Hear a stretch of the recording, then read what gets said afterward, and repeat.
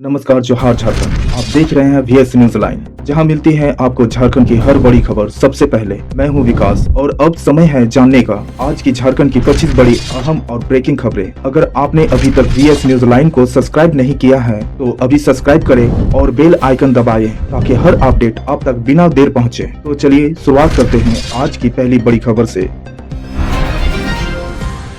इन दिनों भीषण शीतलहर की चपेट में है। मौसम विभाग के अनुसार शुक्रवार को झारखंड के कुछ हिस्सों में शीतलहर की स्थिति बनी रही। 13 जिलों में पारा 10 डिग्री सेल्सियस से नीचे गिर गया है। IMD ने 6 जिलों के लिए येलो अलर्ट और 7 जिलों के लिए ऑरेंज अलर्ट जारी किया है।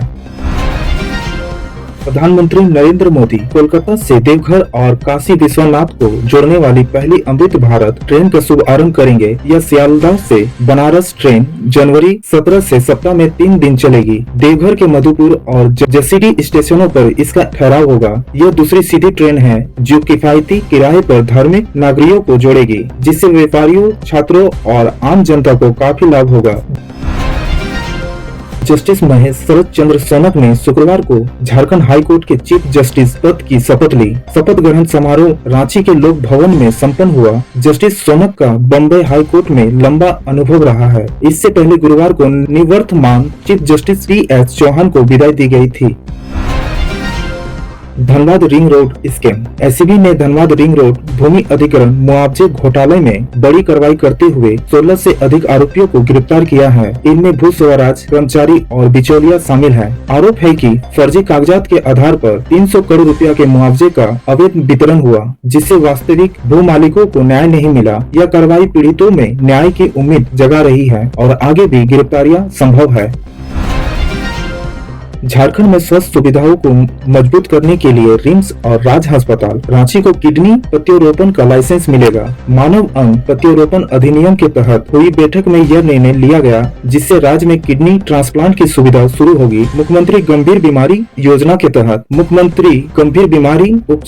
के तहत मरीजों को राज्य में ही बेहतर इलाज मिले, इस पर जोर दिया गया। अन्य अंग प्रत्यारोपण की संभावना पर भी मंथन हुआ।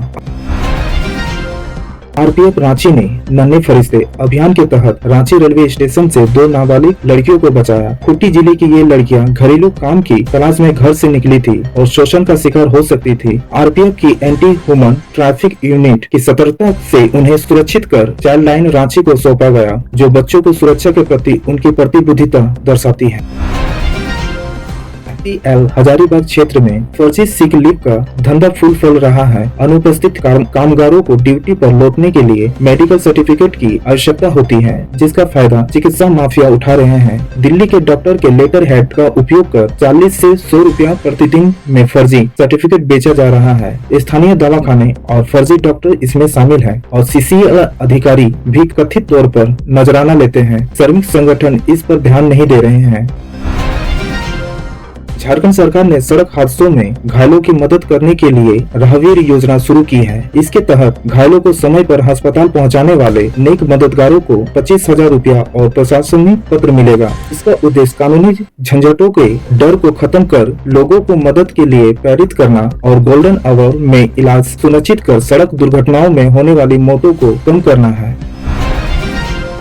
मुख्यमंत्री हेमंत सोरेन ने आदित्यपुर में नेताजी सुभाष मेडिकल कॉलेज का उद्घाटन किया। उन्होंने घोषणा की कि राज्य सरकार का लक्ष्य अगले 5 वर्षों में झारखंड में 30 नए मेडिकल कॉलेज खोलना है। इससे राज्य के युवाओं को यही चिकित्सा शिक्षा मिल सकेगी। CM ने इसे कोल्हान क्षेत्र के लिए ऐतिहासिक दिन बताया, जिससे इस जिले में भी डॉक्टर निकलेंगे और स्वास्थ्य व्यवस्था मजबूत होगी। Dhanbad mayor reservation. झारखंड में नगर निकाय चुनाव 2026 को लेकर सस्पेंस खत्म हो गया है। निर्वाचन आयोग ने मेयर और अध्यक्ष पद के लिए आरक्षण सूची जारी कर दी है। धनबाद और चास के मेयर पद सामान्य श्रेणी के लिए आरक्षित है, जबकि रांची का मेयर पद अनुसूचित जनजाति के लिए। इस घोषणा से चुनावी तैयारियां तेज हो गई है और जल्द ही चुनाव कार्यक्रम की घोषणा की उम्मीद है।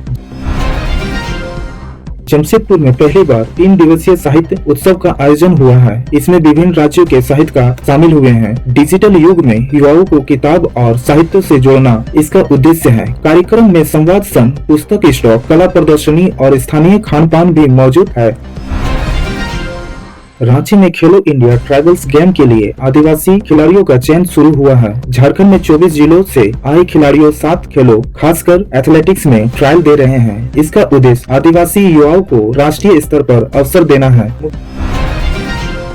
मुख्यमंत्री हेमंत सोरेन ने वित्तीय वर्ष 2026 से 27 के बजट निर्माण हेतु अबुआ दिसुम बजट पोर्टल और मोबाइल ऐप का शुभ आरंभ किया। इसका उद्देश्य बजट को अधिक समावेशी और जनमुखी बनाना है। नागरिक और विशेषज्ञ 17 जनवरी तक राजस्व, रोजगार, शिक्षा, स्वास्थ्य आदि पर अपने सुझाव दे सकते हैं। सर्वश्रेष्ठ 3 सुझाव को पुरस्कृत किया जाएगा, जिससे जनता की सक्रिय भागीदारी सुनिश्चित होगी। झारखंड में diploma in pre school education पाठ्यक्रम का रास्ता साफ हो गया है। जेक ने JCIRT द्वारा तैयार पाठ्यक्रम को मंजूरी दे दी है। शैक्षणिक सन 2026 से 27 से नामांकन शुरू होगा। यह कोर्स नर्सरी, प्री नर्सरी और बाल वाटिका के लिए शिक्षक तैयार करेगा। राष्ट्रीय शिक्षा नीति 2020 के तहत 12वीं पास अभ्यर्थी इसमें प्रवेश ले सकेंगे, जिससे राज्य में प्रारंभिक बाल व्यवस्था शिक्षकों को बढ़ावा मिलेगा। झारखंड सरकार की सावित्रीबाई फुले किशोरी समृद्धि योजना के तहत अब तक 2.78 लाख से अधिक बालिकाओं को 104 करोड़ रुपया से ज्यादा सहायता राशि दी जा चुकी है। योजना के जरिए 8वीं से 12वीं तक पढ़ने वाली किशोरियों को चरणबद्ध रूप से 40,000 रुपया तक की प्रोत्साहन राशि मिलती है। इसका उद्देश्य बेटियों की शिक्षा को बढ़ावा देकर उन्हें आत्मनिर्भर बनाना है।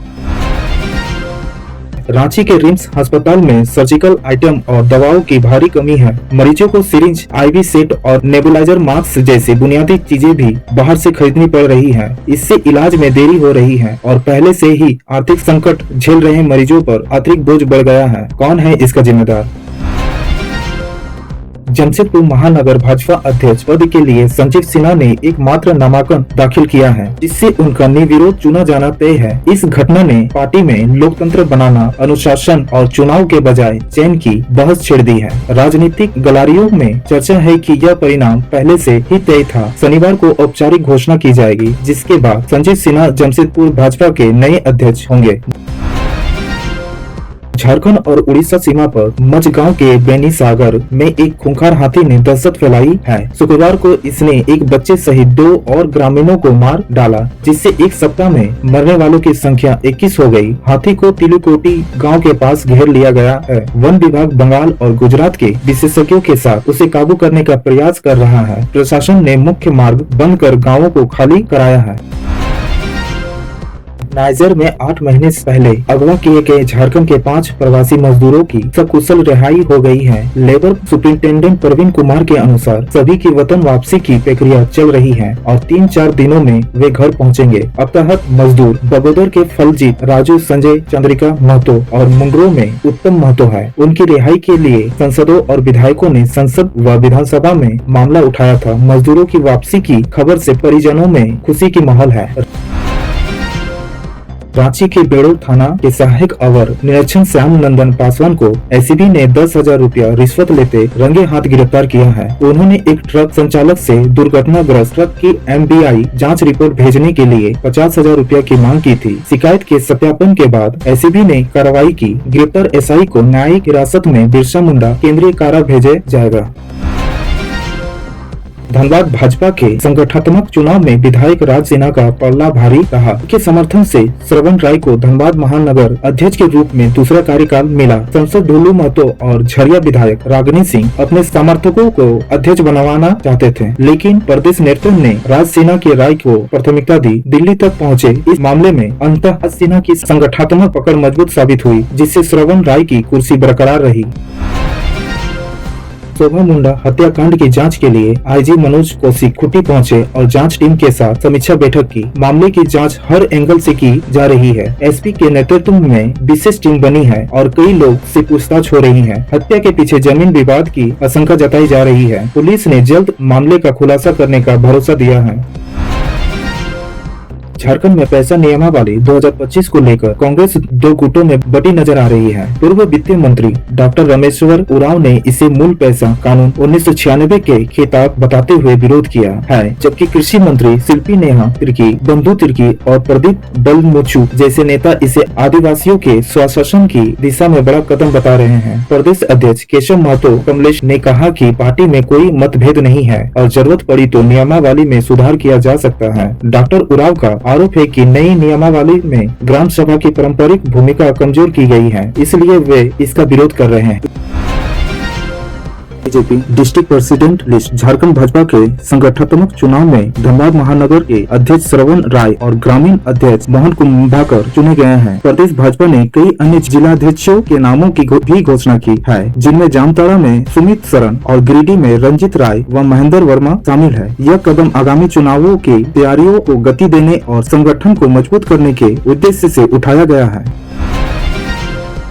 रांची में साइबर अपराधियों ने 24 घंटे में 5 वारदातों को अंजाम देकर करीब 20 लाख रुपया ठग लिए। अब वे पढ़े लिखे लोगों को भी निशाना बना रहे हैं। इनमें टेलीग्राम पर स्टॉक फ्रॉड, बिना OTP क्रेडिट कार्ड से खरीदारी, फर्जी टावर लगाने का झांसा, eKYC अपडेट और IAS अधिकारी बनकर फर्नीचर बेचने जैसे मामले शामिल है। पुलिस ने लोगों को सतर्क रहने की सलाह दी है। तो फिलहाल इतना ही। झारखंड की हर बड़ी खबर और हर अपडेट के लिए जुड़े रहिए VS न्यूज के साथ। मैं हूँ विकास, आप देख रहे हैं VS न्यूज लाइन। जोहार।